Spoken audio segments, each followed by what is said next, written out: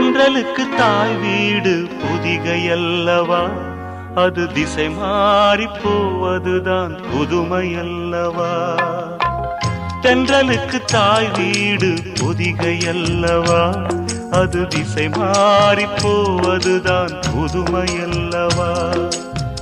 செந்தமிழின் தாய் வீடு மதுரையல்லவா, அது தேசம் விட்டு போவதுதான் விந்தையல்லவா.